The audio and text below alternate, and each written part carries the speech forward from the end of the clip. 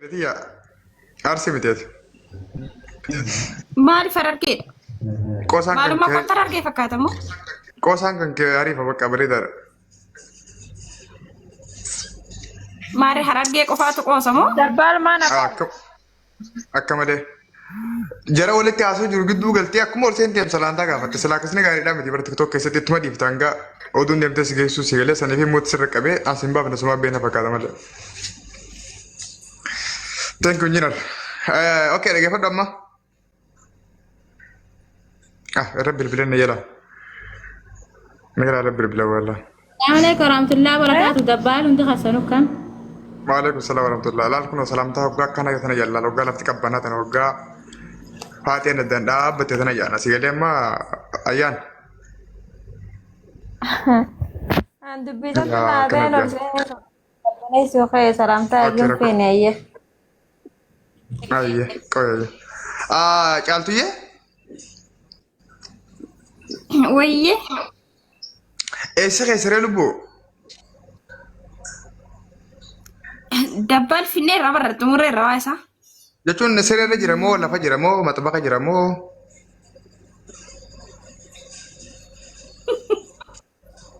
bakka jiru natti hime. Bootaa isaa naa himeyyee bakka keessa. Hai hoggaan hangaafis gaafa duuba maaliif deebita? Siin buusa bakka asii gootu. Hundee?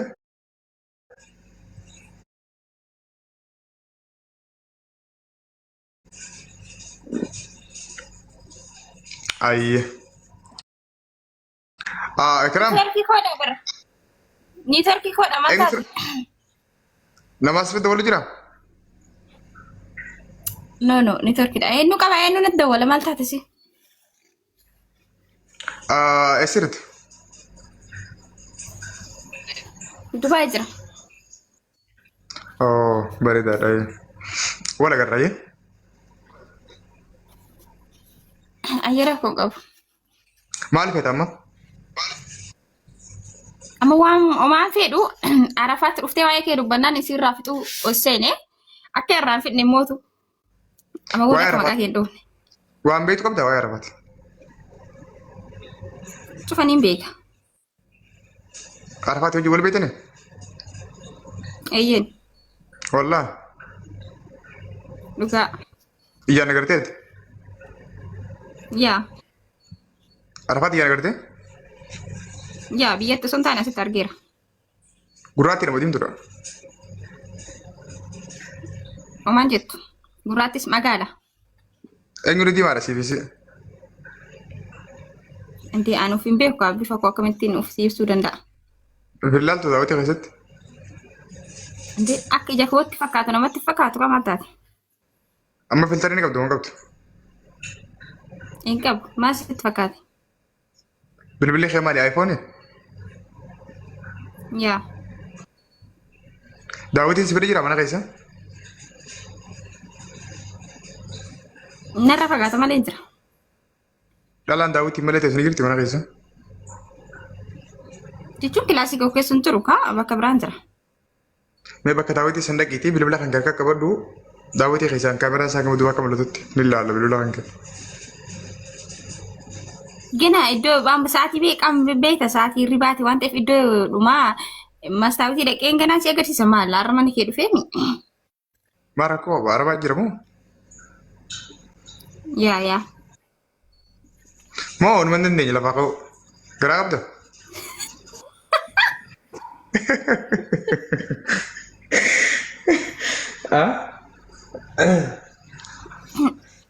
maaltu beeka yoo danda'us baadhee lafaa ka'u. Jala kana furdoo fakkaata atoo kan silaalu kanatti shakkeen jira. Yaa adda barri. Hedduu furtuu Wallaa? dhugaa. Mee qoy takkaan si biratti ol baasa. Maasha Allah.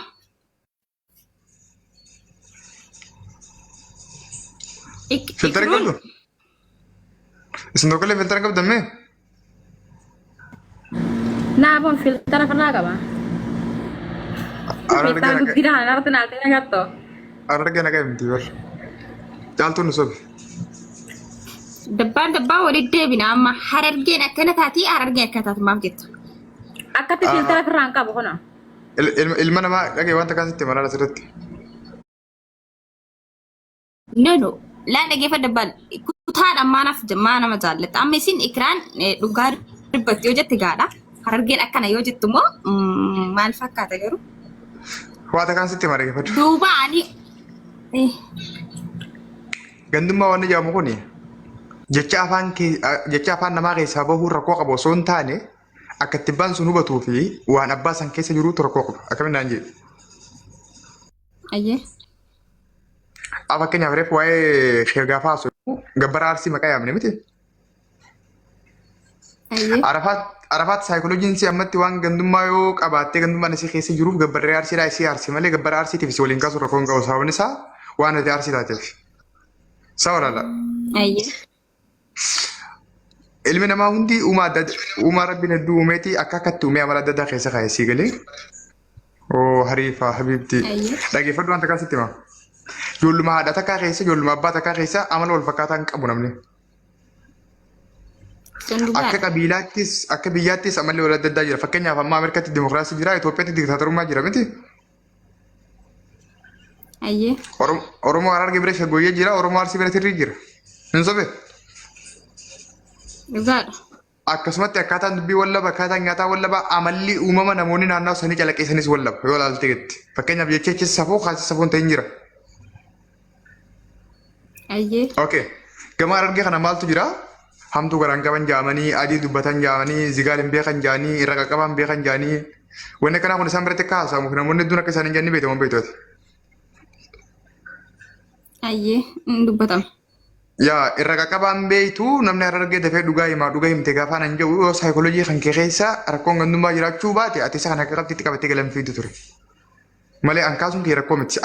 Garuu hubannaan kee rakkoo ta'uu danda'a. Waan asii misi galeema. Amma naaf galee jira. Anis mootu akkatti maaliif akkasitti akka fudhadhe sii muufini. Maaliif jennaani gaafa ol galu arsiidhaan aan jette. Arsiidhaa yoo jedhe immoo ani mootu namummaa yookiin oromummaa walitti qabnu. Oromoodhaa nuti lafaanis tokko lafeenis tokko. Eessumaa yoo waliin finnu si galee. Garuu dhaloonni qubee ammaa kun maalitti akka jiru waa'ee oromummaa waliin qabnu san itti dhiisee kutaa fi gandatti adda ol baasuu jiraami. Kanaaf yoo nu maqaa dhoofnee arsiidha yookiin shawaadha yookiin harargeedha yoo jenne mootu dhaloota baay'ee jira namatu nu jala jira biyyaansi nama 300 fi nama 400 jira as miti. Namni kun maal jedhaa? Arsii yookiin kutaadhumatti maqaa dhoofte saniin dafee koomentiitti deema akkuma an hubadhu sanitti hubata jechuun namni hundu. Kanarraa oromummaa walitti qabu wal jabeessinee dhageeffadhu. Wanta kan si magaa. Saayikooloojikaaliin kan kee yoo qulqulluu ta'ee xaliila ta'ee konfiisuu qabaachuu baatte jechi anjee tokkolleen dogoggoraa miti. Waan haaraa miti. Uumama takkaa kalaqa ammatee osoo hin taane taatee histirii lafarra jirudha inni kun. Arsii ta'uun kan keessoo ba'a. Fakkeenyaaf amma biftumaan ta'eetii fi bifti tokko miti. Sirugaa rabbiin sin jaan dhiinni keetii fi dhiinni isiitu walitti haa dhufu malee garaagarummaa qaba. Yoo akkanumatti ilaallte ni beekta nama tokko. Yoo nama kutaa Oromoo hunda beeku taate. Sanarraa addatti daa'imni xixiqqaa fi jaarsi gurguddaan hundi beekumaa inni loqoda. Takkaa'u akkaataa dubbii. Fakkeenyaaf gabaan sagalee kee dhaga'u oo intala arsii waan sin jee waan si jaaladhuufis miti waan si jibbuufis miti uumaatti dhugumaan intala arsii hin taateef. Garuu yoo akkaataa softitti yaa qoy laal garuu akkaataa softitti bara dabbaan rakkina hin qabu. Yaa akkaataa softitti rakkina hin qabu maaliifi akka hammeenyaatti osoo hin ta'in akkuma haasaatti taasifteemi dhugaadha. Garuu dhaloonni ammaa kun yookiin yeroon ammaa kan dhaloonni qubee kun itti jiru yoo ilaalte immoo kutaadhuma maqaa sin dhoofsisu sii galee. Kutaadhuma maqaa sin dhoofsisu. Yaa namni akkuma kutaan gargar ta'e loqonni isaa gargarii akkuma ati jettu haa oromummaan tokko nu ta'u malee kallattii hedduun garagara. Ilmaan haadha takkaa keessa yaani garaan haadhatu burburee jedhaniimi. Akkasuma garuu dhaloota ammaa kana biratti yoo dandeenye waa'ee tokkummaa dubbanne maleedha kutaa hagana jennee adda ol baasnee hammeenyaaf osoo hin taane gaarummaaf wal qorachuun hin barbaachisu si galee. Akka kootti. Inni akka yaada kee ta'uu danda'a. Anaaf garuu inni rakkoo miti ana. Nama sammuu qabuuf illee inni rakkoodhaa miti si galee. Haaya amma hundumaafuu haa ta'u wayiin si gaafadhaati. Ayyee na gaafadhu.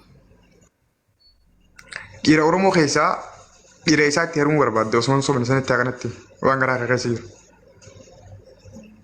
An dhiira Oromoo keessa dhiira kutaa kana osoo hin jenne dhiira Oromoo qulqulluu ta'ee Oromummaa yookiin sabboonummaa qabu kamuu naaf ta'a. Osoo wal sobuu baannee akka walitti himaa deemnee taasisan jiru. Dabbaalaanis sobaan jiru bara. Oromoo qulqulluu haa ta'u malee Harargee ta'ee Jimma ta'ee Arsii ta'ee Shawaa ta'ee Oromoo qulqulluu nama sabboonaa nama sabummaa ofii beeku. Taanaan ana naaf ta'a. Okay. Akkas. Rakkoon qabu jechuudha.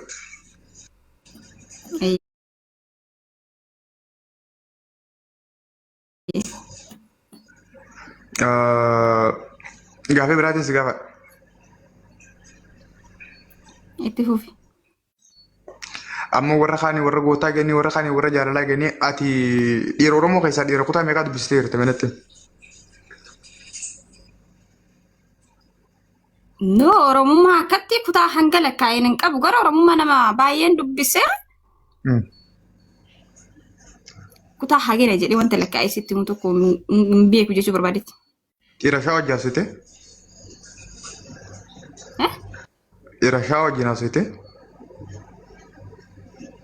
Haaseera dhiira shawaa qofaa miti dhiiraani haasaa ni beektaa miire haasaa hojjechuun akka Oromummaatti wal dubbisu dhiira kutaa hagana jedhee wanta lakkaa'u miti. No, Oromummaatti nama sabboonaatti dhiyaadha yeroo baay'ee. Bafikir. Sila fikir nagar dhugaa beekee waan sitti himu tokko hin jiru. Okay. Arsii keessaa hin baane jechuudha jaalalaan nama dubbisuudha. No. Arsii keessayyuu jaaladhee hundeeffamaa hin qabu. Umriin kee meeqa? Umriin kee meeqa? Dabbaal naan galle. Umriin kee meeqa? Ati waggaa meeqa? 22 keessa hin jira. Waggaa 22 guutuu dhiira takka hin jaalanne jechuudhaati? Jaan jaalanne. Jaalalli barra umriidhaan miti kasi daangessu. Mana hakimaa deemte? Ijoollee 4-5 qaba.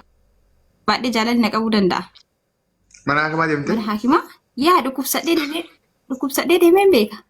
No, dhibee jaalalaatiif fayyummaa kan kee mirkaneessite? Hin qabne dhibee jaalalaatiin dhukkubsadhee hin qabu. Waggaa 22 guutuu jaaladhee hin ganaa ganaa jechuun ammaa soba amma nyaattee duutu fayyaan qabdu jechuudha barate. Indee?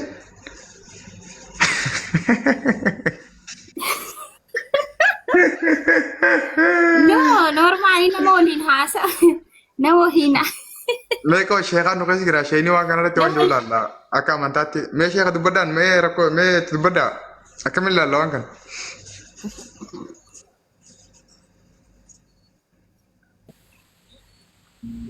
السلام عليكم ورحمة الله وبركاته. وعليكم السلام ورحمة الله وبركاته. waalaikum salaam warahmatullahi wabarakatuh. والله إرى جرتا دبي ديرا دقي فتاة إرى جرتا دبات دبر يعني وان ناتو لچكاسا اتفوف إرام ديبين غافيسا اتفوف چكاسا يا waggaa 22 guutuu dhiira hin jaalannee naan jetti. Caaltu Ayyee dabbaal. baqqumna garaalaa amma natti himi dhugaa rabbi jechuun jiruu ta'e keessatti jaalatanii heerumanii bahuun jira jaalatanii heerumanii itti hafuun jira jaalatanii osoo heerumne dhabuullee jira. Ati amma waggaa 22 kana guutuu jaalalaan namarraa qabamtee nama wajjin hin jiraanne jechuudha. Already nama jaallattee dhiisuun ni jira barra. Anaa Oromoo 22 dhiisii amma waggaa 10tu jaallattee ni dhiisti. Jaallattee dhiisuun jira garuu jaallattee ittiin dhibamtee ittiin mana hospitaala dhaqee kan hin qabu beeki. Ani waa'ee dhibama keetiin jenne ati amma jaalattee moo hin jaalanne dhiiraa waggaa 22 kana keessatti. Yaa jaalladhe Dhiira meeqa? tokko ka jaalalli onneen nama takkaaf barra. Jechuun taraa takkattis tokko tarii aaraa daddabataa tarii du'aan jechuun ni jira miti wanti adda nama baasu danuu jira. Namni hanga abbaa manaan argatanitti dhiira tokko jaallachuu hin danda'u. Takka olis jaallachuu danda'a waan ta'eef ati bara umriin jiraata kana keessatti dhiira meeqaa wajjin hariiroo jaalalaatti wajjin wal barte. Waggaa 16 ta'een na hiriyaa jaalladheen ture garuu hanga sadarkaa kanatti immoo dhiiseen ture. Garuu kan jaallachaa ture namuu tokko siigalee. Namni tokko waggaa 10 irraa kaastee hanga waggaa 22 gaariikaa turte jechuudha. Eeyyeen. Amma addaan baatee immoo ni jira. Amma dhiiseen jira. Eega jaalalarraa warra bataate waggaa meeqa?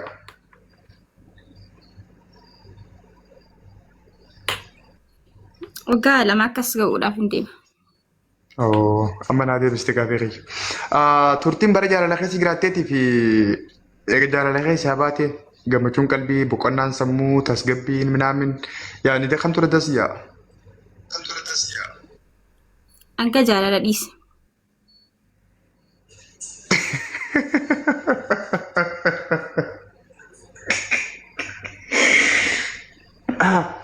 Maaliif? Sababni isaa? Yaa akkuma jaalalli jirtu waa hedduutu jira miree. Kana hundarraa gaafa jaalala dhiistu sammuu kee bilisa gootee nagaan teessa jechuudha. Jechuun gaafa jaalalaa sarara koo qabaa jechuudha.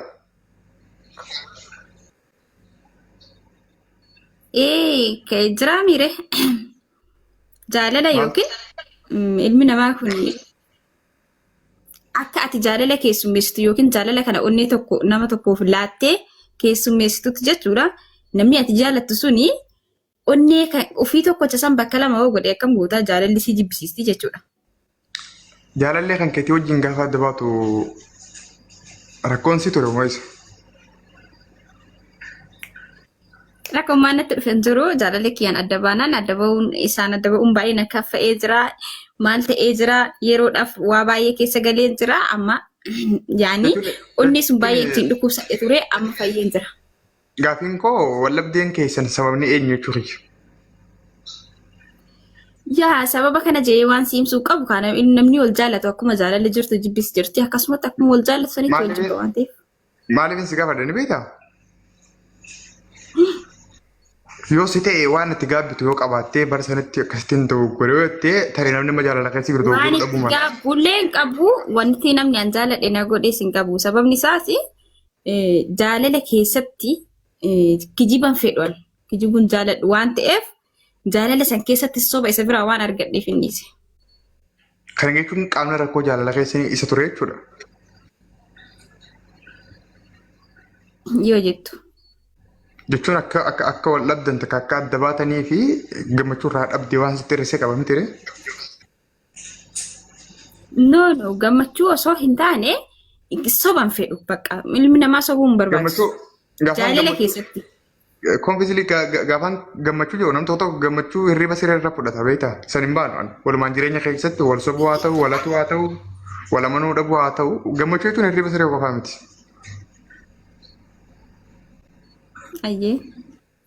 Jechuun amma akka adda baatuu fi atiitu itti balleessi moo isaas balleessi sababaan adda baatee keessanii maalii itti gaafatamaan badiisanii hoosii moo isa gaafiin koo. Isa. Eeyyuu haadhatee. Maal waan ati hin feene irratti agartee takka maal waan ati hin feene godheeti sana irratti isa jibbite yoo ati dubbattu nama biraatiif barnoota ta'a waan ta'eef. Jechuun insobeesiin jedhee miisa jalqabaa. Osoo naanii onnee qulqulluudhaan isa jaalladhee isa faana jiru nama tokko ijaan hin laallee eega nama tokko jaallattee ati kan nama tokkooti. Batalaa dubartiin kan nama tokkooti. Egaa akkas ta'ee afaaniin si jaalladhaa maal jechaa ture jechuudha. Yaada ofiisa bakka biraa godhee maal gootaati dhiisuutu irra furmaata beektaa. Xayyiba. Waasiliin si gaafadhaa. Waasiliin kana keessaa waan qabdu natti himta. Ayi faddali waan ta'an danda'oo ta'ee deebiin si dhiyaata. Tokkoffaa irratti aaruu, jarjaruu, hinaafuu kamtu amala keeti. Dafee aaruun amala koo. Okay, ni gaa tokko malee lama deebiin ta'u ni aartaa jechuudha. Eewa. Okay. Waasiliin kana keessaa baay'inaan dubartii irratti kan mul'atu aara moo hinaafaadha moo jajjaba? Amalonni lamaan iyyuu ni mul'ata. Lamatu mul'ata. Inaafaa fi Garuu aarii toota- shamarrarra baay'ee heddummaata. Tootaalii goonee tokkuma keessaa fudhannu lama deebiin ta'u waan ta'eef. Inaafaadha. Already. Inaafaadha. Ati garuu ni aartaa amala dubartiin qabdu sanarraa kophaa qabda jechuudha. Yaa ni haara dafee haara waan ta'eef. Inaafaan qabdu jechuudhaati. Yoo nama jaalladhutti ni inaafa garuu inaafaan akkaataa qaba zimbiloo inaaf osoo hin taane wanta irratti inaaftu tokko beektee inaafaan yaalli nagarru waan jiru kun. Dhiirarraa maal feete manitti? Eh? Dhiira tokkorraa maaltu dassiyaa maaltu si tola?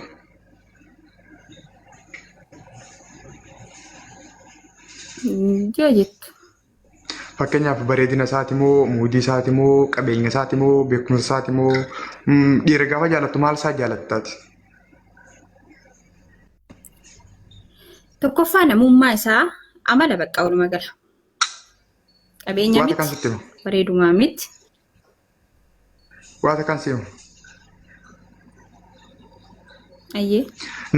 Namummaa kajaamu humanitiidha. Namummaan waan ilma namaa bineensarraa, sheexaanarraa, jinnirraa adda isa godhee namni namummaaf wal beekee namni namummaaf wal tokko naa qabadhu kalammafaadhaa. Amala. Dabbaal amala. Deemsee jira. Amala hin Kunillee ta'e. hin ta'u. Kunillee hin ta'u akkamiin naan jee. Ati amma amala kiyya argaa jirta moo fuula kiyya argaa jirta? Fuula keenya argaara. Thank you haadha ta'e. Gaafaan sitti haasa'u beekumsa kiyyaa fi amala kiyya kamtu dura si mul'ata? Jalqaba fuula keettu natti mul'ata.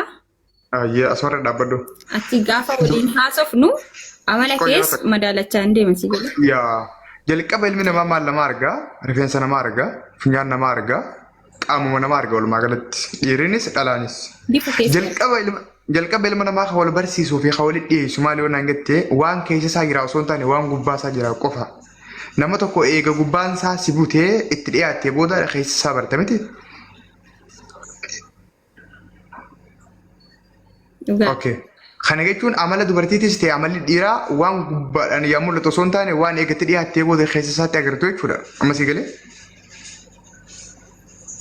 Ayyee. Nama tokko immoo jaalachuudhaaf keessa isaa agarta osoo hin taane gubbaa isaa agarta. Jaalachuudhaaf irraa fagaatta osoo hin taane itti dhiyaatta. Kana jechuun wantoota keessa isaa jirantu itti si dhiyeesse osoo hin taane wanta gubbaa isaa jirutti si dhiyeesse. Yoo akkas jennu amalli namaa gubbaa namaan jiru waan ta'eef dura akka nama sanii dhiyaattu akkasii godhumaa inni hawwattummaa ati gubbaa isaa agartu qofa. Okay, kanaaf amala namaa jaalachuun kufaa ta'a. Amala namaa ni jaallatanii yaa garuu akkamitti turtii dhawataan step by step boodarra eegatti dhiyaattee agartee booda. Garuu maaltu itti si harkisa nama tokko hafunyaan hin qabne hafuurree ajaa'u hafuurri boqqotu ittiin dhiyaattu. Tarii amala dansaa qabaachuu danda'a. Amala isaa garuu agartu dura fuula isaa agarta waan ta'eef. Hin sobee? Dhugaa keedha. Tayyib kanaafuu gaafiin ansi gaafadhee deebii tanaa kan ta'e deebii sirrii ta'uu hin danda'u. Inni amala isa turtiif malee isa gadi jiraatu miti. Kallattumatti amma fakkeenyaaf tokko jira nama tokko dubbiftee hin beektu sagalee isaa dhageessee hin beektu dhageettii waa'ee isaa dhageessuu fi argaa taraa takkitti itti dhaqatu qofaan jaalalti raas qabuu dandeessi. Maali inni sun? Natti. Irra deebiime. Amaloota ilma namaa keessa jiran kanneen akka amalaatii fi kanneen akka naamusaa waan namaaf nama waliin dhiyeessuu miti. Wanti nama takka dhageettii argaa ijaa qofaan yeroo gabaabduutti akka jaalattu si godhu dheerina isaati moo bareedina isaati moo qabeenya isaati moo beekumsa isaati moo maal isaatu nama si jaalachiisa. Amala kanaan hin jenne amalli waan ati itti dhiyaattee keessatti agartu waan ta'eef ta'uu hin danda'u eegaa itti dhiyaattee booda malee jaalala garuu kan si dhiyeessu. Maa inni wanni san? Yaa jalqabaa fi fiizikaala isaati walumaa galatti achi ilaalee ufis ilaalee namni kun narraa bareeda eewaa. Bamuudinu. Muudii jechuudha amma afaan Oromootti rifeensa isaa haa ta'uu, funyaan isaa haa ta'uu, uffata isaa haa ta'uu, akkaataa deemsaa fi dubbii isaa haa ta'uu, istaayil bamuud bakka kana nama si jaalachiisu kana nama si dhiyeessu. Wantoonni akka amalaa keessoo isaa waan jiraniif eega itti dhiyaattee booda agartaa jechuudha. Yaa. Okay, gama fuulduraatti dhiirota waan akkamii qabantu abbaa manaa keetii ta'uu danda'a natti. Kanaafuu dhiirota fi akkuma siin jedhee isa gaafa jalqaba argeef dhiirota bareedan anis immoo inni narra bareedee ani fokkattu ta'uu hin qabu. Bifuma kiyyaan jechuudha jiraa mire. Naa olis bareeduu hin qabu, naa gadis bareeduu hin qabu.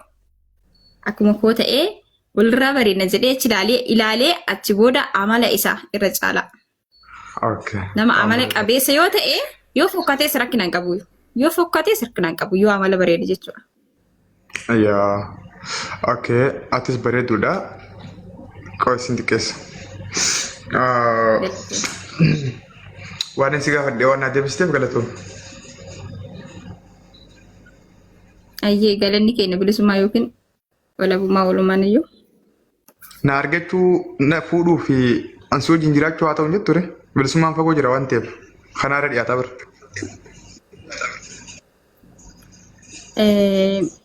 Amma safuu waan jedhamu wayitu jira. Si fuudhuudhaaf osoo hin taane seerumuudhaaf natti toleera. Safuu keessatti ati na fuudhuun hin jiru godhan si fuudhuun ni jira. Eeyyee. Arsitti mataa shumburuura si dhufuun koo maal kana dura kayyaan sanii mee okay walii galee jira. Ani beektaa nama kana mee dubbisi.